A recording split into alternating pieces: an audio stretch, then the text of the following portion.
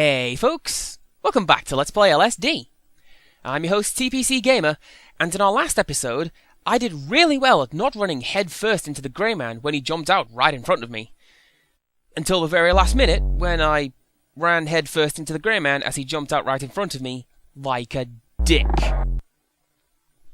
Still, this has given me a mission for this set of videos.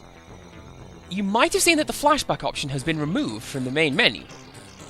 I'm going to see how long it takes for that option to reappear. It is currently Dream 227, so keep that in mind as we keep playing. Or don't, and hope that I added annotations in post-production to spell it all out. Is it me or does this music sound like a collection of alarm clocks? Probably not the kind of thing you're going to want to hear when you're asleep. Which is appropriate because we are about to wake up! Oh, I hope this has some screwy effect on the dream chart again.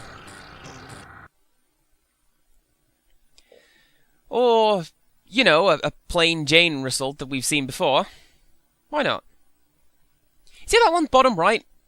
I got that for throwing myself off the edge as soon as the dream began. Why couldn't I have more of those? I mean, it's proof enough, for me at least, that the dream chart has no relation to anything in this game. Like, how does that even happen? I don't know. Because nobody knows the dream chart mechanics. But the best guess I have is that it starts you off in a specific location and it uses different variables to move you around. Which is an intentionally wuzzy explanation because that's how pretty much all graphs work. You take data and use it to plot your position. The trouble is, we don't know what those variables actually are. I mean, my thoughts on why it sent me off the dream chart is that the very bottom right spot is a starting point, and I didn't give the game time enough to properly sort out where to move me. Again, though, that's just a best guess, because this game is a friggin' mystery. I don't even think it was programmed. It just appeared on somebody's desk one day all ready to go. Probably wasn't even meant for public consumption. It's just some spooky ghost making a cry for help when we've misinterpreted it. That astronaut sure does look great in this tile set, huh? I don't know, because the mesh makes him look incredibly hard to see. I can see this, though. I recognize this. You are the graffiti that shows up in the violence district. It's incredibly hard to see, since it's super low resolution, but yeah, this blue-yellow tile is in the violence district. That's a pretty scary look too, the woman's face just peering at you from the end of the staircase. This is something else I have nightmares about. Someone just looking at me, unblinking in the middle distance. I have some ridiculous fears, you guys. Though I suppose it's not really a fear, I guess. I mean, it's just something that keeps showing up in my dreams for no real reason. That I am aware of. There is nothing in this house tonight. Well, no, I mean, there is stuff. Like, I see these creepy girls all over the walls, but I've retreated into hyperbole so I can try to prove a point. Oh, hey! There's that picture I was talking about. Top left. Well, I mean, she's green in this picture, not blue, but the Japanese don't really differentiate between green and blue. Like, Japanese traffic lights are red, yellow, and blue. I only know that because of Signalo from Katamari Damacy. But I do know it. And you're looking pretty well, I have to say. I'm glad that you're back, and not dying. Kind of a shame, though, because I don't know what she looks like with the sexual texture pack, and I kind of wanted to see that. Wow, I am out of practice at this. I saw that, and I thought I was at the pit map. But I saw these abstract shapes, and now I know that I'm in Happy Town. And also the 90s. Because that's how I remember those. There was a lot of attitude just lying around, accompanied by zigzags. Alright, no. That bear is stretched horizontally. Look at it. You cannot tell me that that bear has been rendered properly. There. Look, he is twice the width of the rabbit. He has been stretched horizontally. I'll show you, hypothetical person who disagreed with me, so I can talk to you in a video for like 20 seconds. It looks like there's something in his eyes. Like they're textured or something. I may have to pause the video and look that up. Because, I mean, that would be a really oblique Easter egg if there actually was something hidden in there. Because that bear very rarely shows. And it doesn't really let you get close enough to see his eyes before warping you away anyway. That is a nice looking rainbow.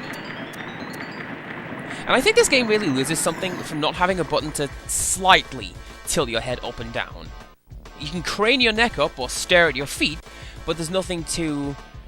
For example, look at a nice rainbow in the sky. And why wouldn't you look at a rainbow in the sky? Because that's where the gods live. I love that the Vikings, typically one of history's more hardcore tribes, had an explanation for what the rainbow is.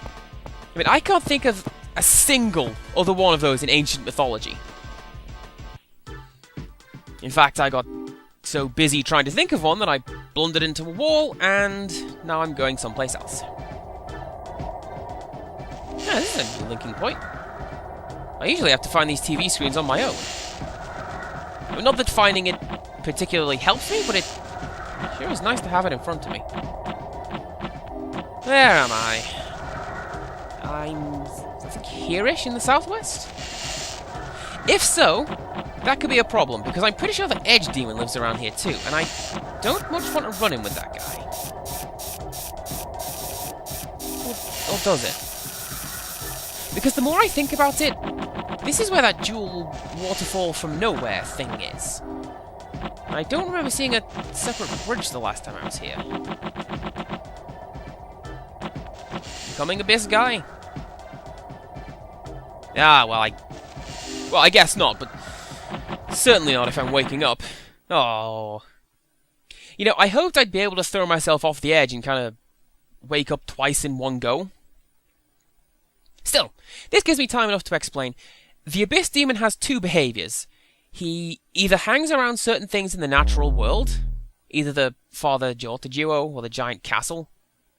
Maybe the giant crystal too? I don't know. But, when you approach the wondrous things in the distance, the demon calls surprise and drags you off to Kyoto. And the other thing that the Abyss Demon does is, if you spend too much time near the edge of the natural world, he just spawns and drags you off into the middle of nowhere. Again, that is a fallacious sentence, and I should probably stop saying it. I've only known the correct pronunciation since I was, like, 8, so, yeah. I got it from a videotape of a show called Superbook, which was my very first introduction to anime before I knew what anime actually was. And it was this show about a brother and sister and their little robot pal, and they had this magical Bible that they could jump inside and just go and explore all the stories. And just out of curiosity, and like sheer boredom, I once looked up that show on Wikipedia, and it turns out it was made by Tatsunoko Productions. Like, they did Gatchaman, and Casshern, and Robotech. Those shows were awesome!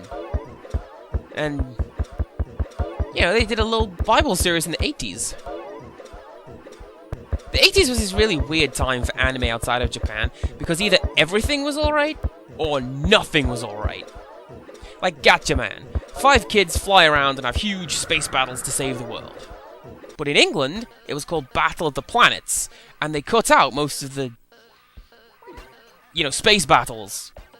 Like when it was time for the climax, things abruptly cut to this little R2-D2 robot who said, "And then everything worked out for the best, and also punch was served," which is a really lame way out of things.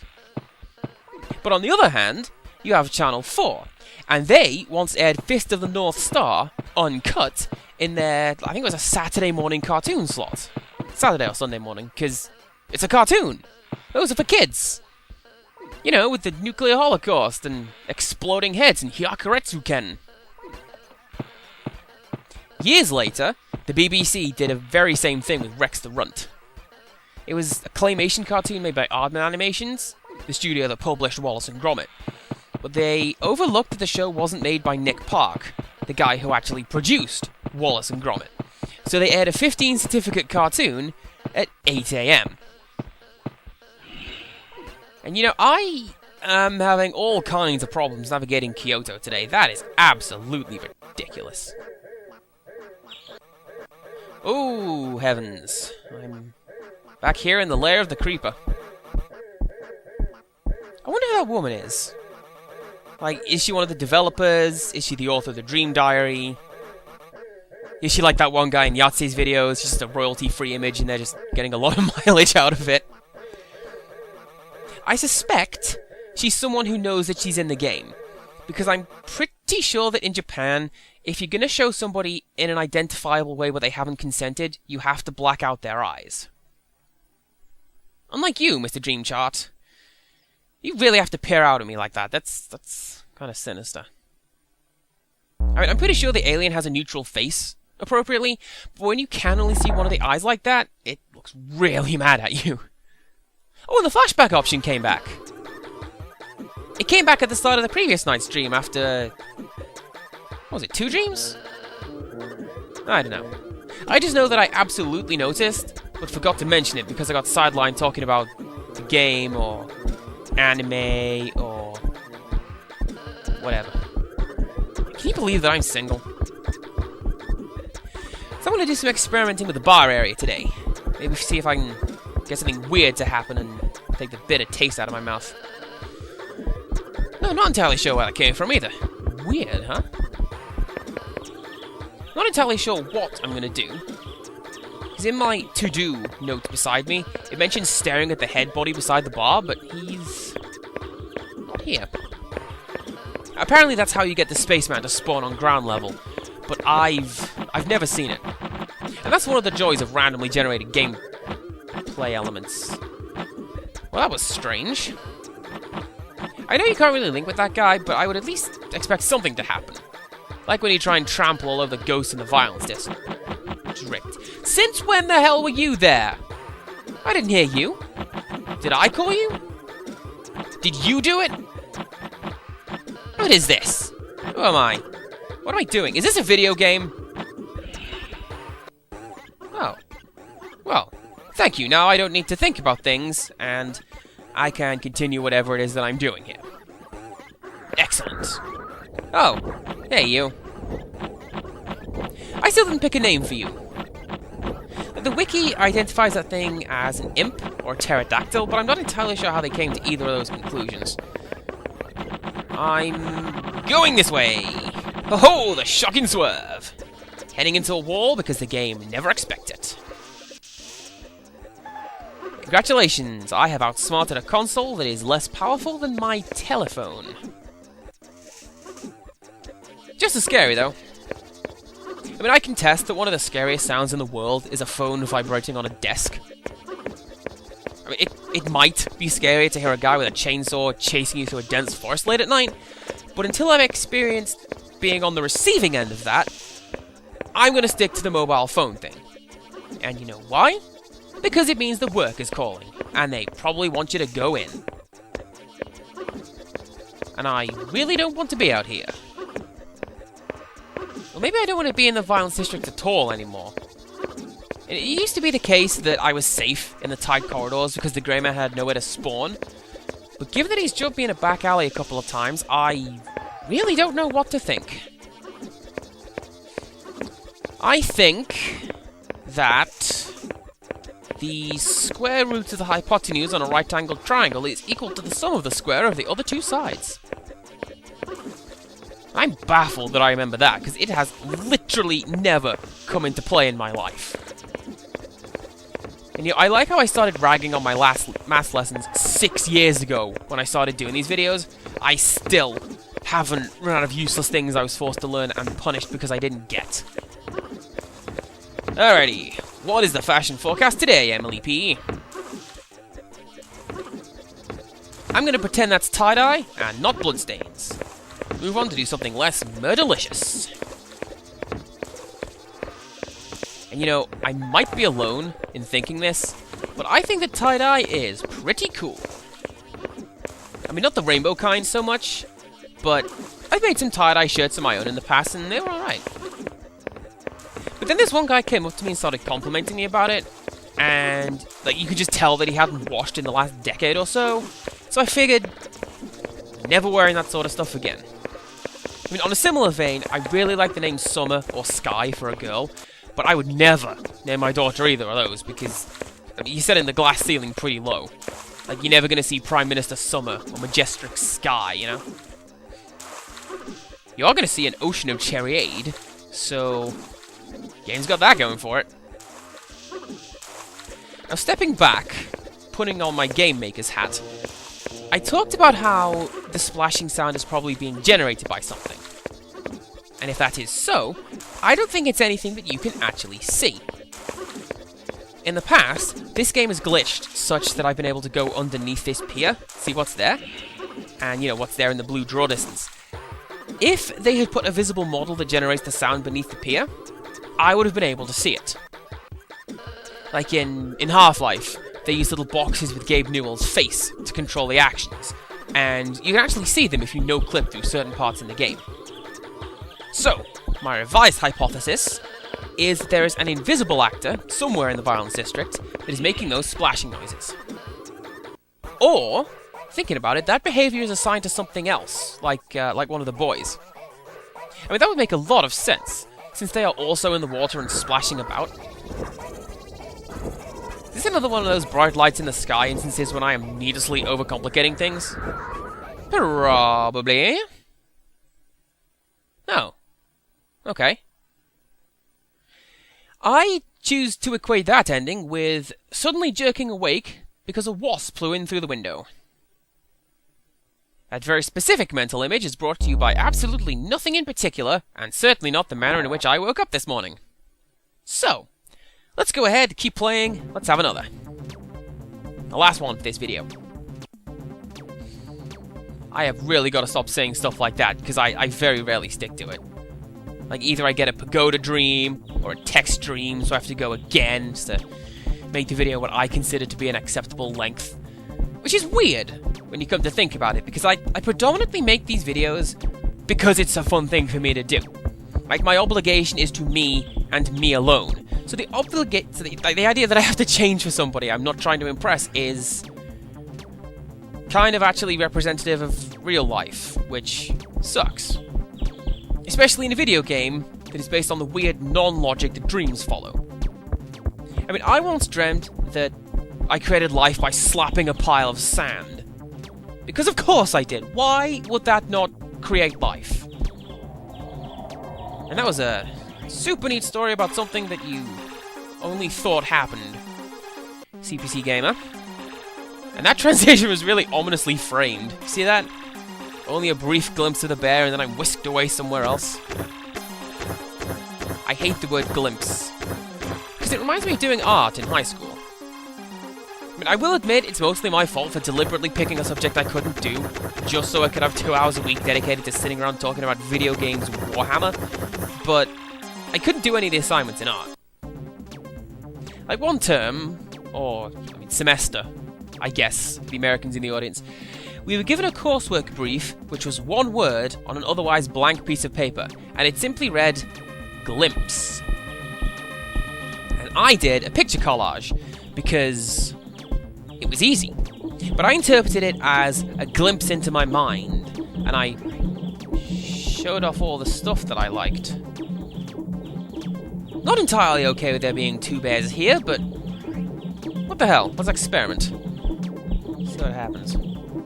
But yes, glimpse sticks in my mind because it was when I came to realise that one of the girls in my class could only do one project, and she tied it to whatever we as a class were assigned. And that one project was a painting of a nude man from behind, stood at 3/4 perspective. Seriously, literally every term and every exam, she did the same painting of the same guy from behind, and she always found a way to tie it into, like, what we had been asked to do. Oh, hey, son! I see you. Like, she even managed to tie her naked guy into the ice cream shop project. Although, I'll be honest, I think some fetishes may have been coming to the surface on that one. And have I mentioned how creepy it is when this game fades to black? Because it is. Very. Oh, and what do you know? I shut out the world and go to my happy place, where everything is fun and enjoyable, and totally not me escaping from... like what I personally have designated to be a horrible attacker. Once again, my total lack of confirmation bias remains intact. You see anything? I guess not. Well, off I go. Art was a really weird subject for me, because it was the only one where I actively wasn't taught anything. Admittedly, I took it because I specifically didn't want to be taught, but like, we were given a lot of work to do, but not told how to do it. I mean, I can't imagine any other class doing that and getting away with it. Game? Did you crash? Oh! Oh! I guess not. Awesome! But like, can you imagine you're in high school, and your teacher says, "This term, I want you to do maths." No, just do it though. The kind with the numbers. Like, what is that? And then you say, "Oh, I'm gonna do Pythagorean theory," and then you somehow tie that into literally everything you do, because, you know, triangles. Triangles make up basically everything. I know how polygons work. Although, with that said, the last I heard of Naked Guy Girl, she dropped off the face of me caring about her, so it all ended up okay. And I think this is less a let's play of LSD and more group therapy at this point. So, I think we're going to pass the talking spoon to somebody else, and maybe let them come up with something. Why am I here? And why did it fade to black on exit again? That is not a good thing. Has every link been a fade to black tonight? I'm pretty sure it has been. I'm pretty sure that means something. I'm pretty sure I don't know what. I'm pretty sure I could come up with something, but I'm pretty sure I'd be wrong if I did. Now I'm stuck in a for-while loop and need assistance escaping. I'm pretty sure this game will give me something to talk about other than saying I'm pretty sure quite a lot. Okay, that rustling sound is bugging me, because I don't know what is making it. Like I said, that bush? I reckon so, because it's the only leafy thing that I see out here. Oh, and now it doesn't matter, because the dream and this video is over. So, join me next time for some more LSD, and until next time, goodbye!